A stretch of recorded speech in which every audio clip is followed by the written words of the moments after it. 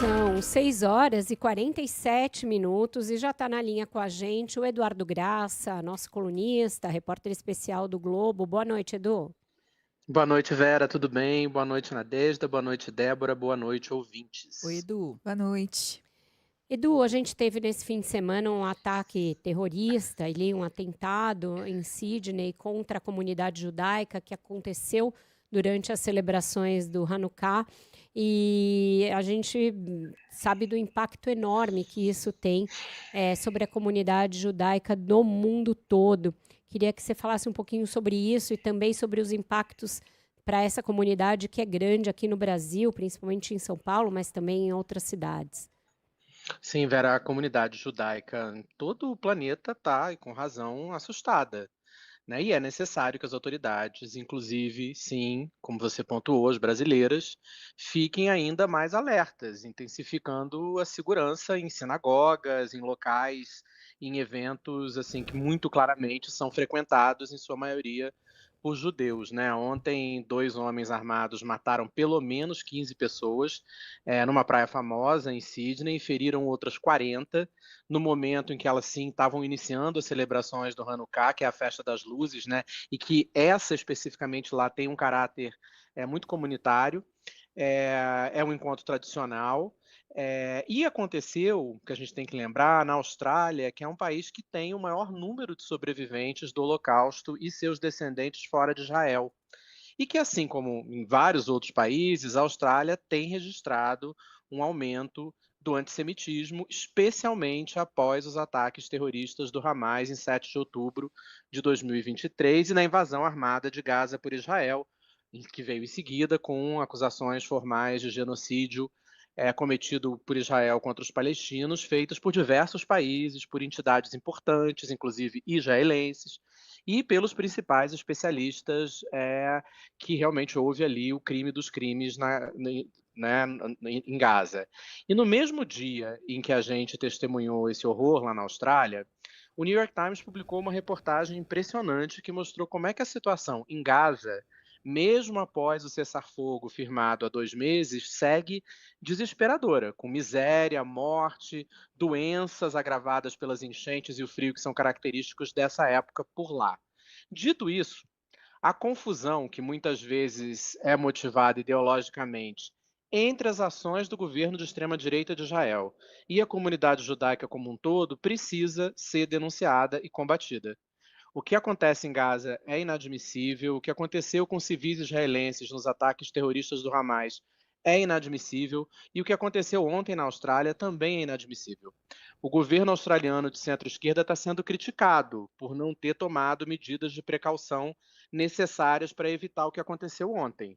Eles rebatem, dizendo que as leis de controle de armas lá ficaram ainda mais duras nesse mandato e que seguem monitorando possíveis ações antissemitas, mas isso não foi suficiente para evitar as mortes de cidadãos australianos ontem, né, pessoas de 10 a 87 anos, que morreram por professarem publicamente a fé judaica.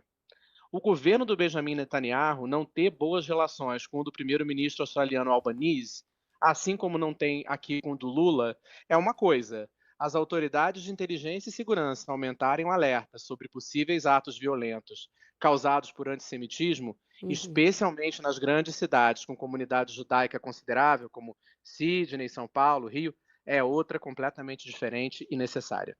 Condenável, né, Edu? Agora, vindo aqui para a América do Sul, ontem o Chile elegeu o presidente mais à direita desde a ditadura de Pinochet, mais um governo da América Latina alinhado a Donald Trump.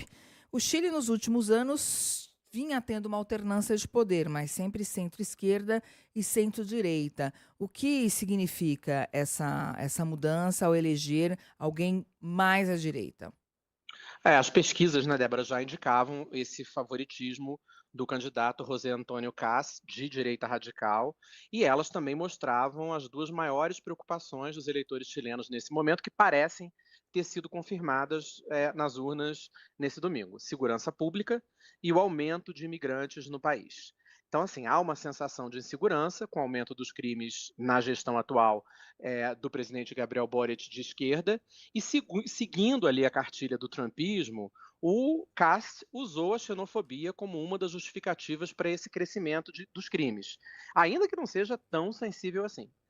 A outra justificativa central deles é a ação dos narcotraficantes, e ele uniu as duas com uma promessa de fechamento imediato, assim que ele tomar posse, total das fronteiras.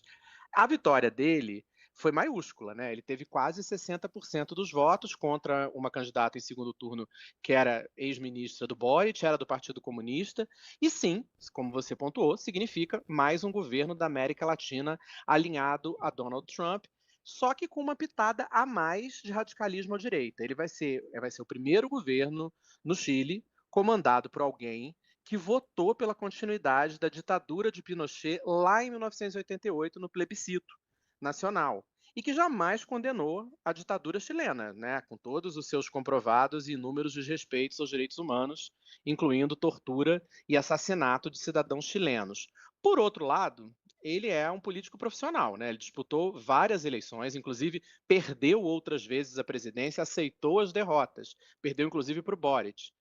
E os chilenos, no primeiro turno, renovaram também o Congresso, que está praticamente rachado meio a meio, especialmente o Senado. Na Câmara tem um pouquinho mais de votos ali, de cadeiras para a direita radical, somada à direita e centro-direita, mas é muito dividido. E essa divisão do Congresso pode servir aí de salvaguarda para que alguns temas bem caros ao CAS, embora ele estrategicamente tenha evitado tratar deles na campanha, aí eu estou pensando aqui o uso da pílula do dia seguinte, direitos dos indígenas mapuches, o casamento homoafetivo, tudo isso ele é contrário, que isso não prejudique, o avanço dessa pauta dele não prejudique de fato grupos minoritarizados no país, né?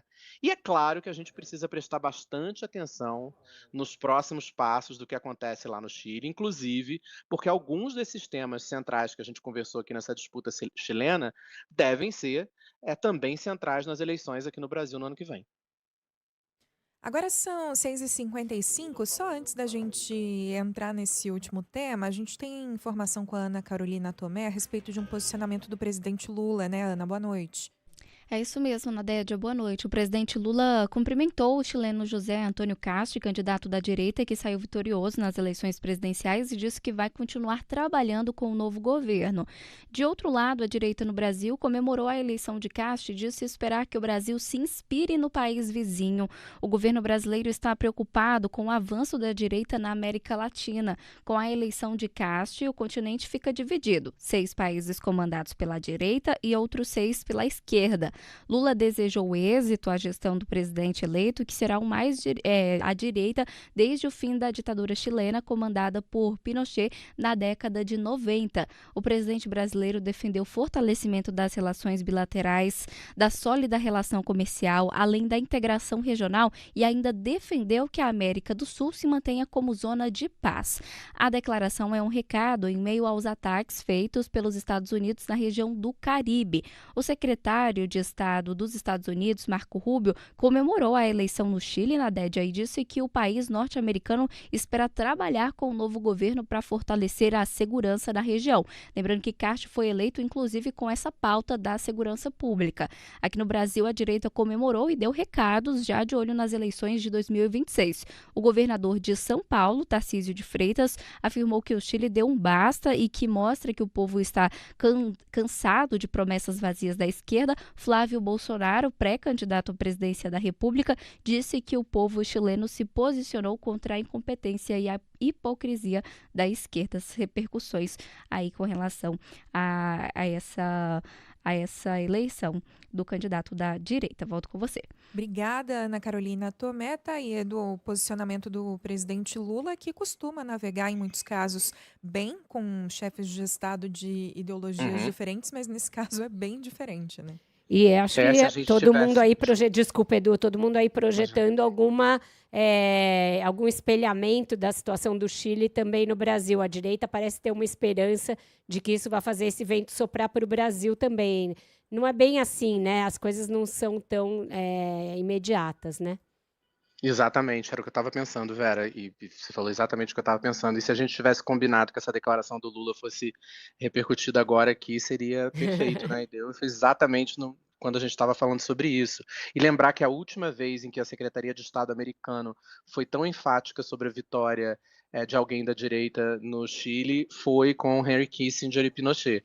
Então vamos esperar que dessa vez seja um pouco diferente. Exatamente. É isso, Eduardo Graça com a gente todas as segundas-feiras, tratando do cenário internacional, falando um pouquinho de Donald Trump, mas não só, como vimos hoje. Obrigada, Edu. Até semana que vem. Obrigado, até semana que vem, gente. Um abraço. Até, Edu. Até.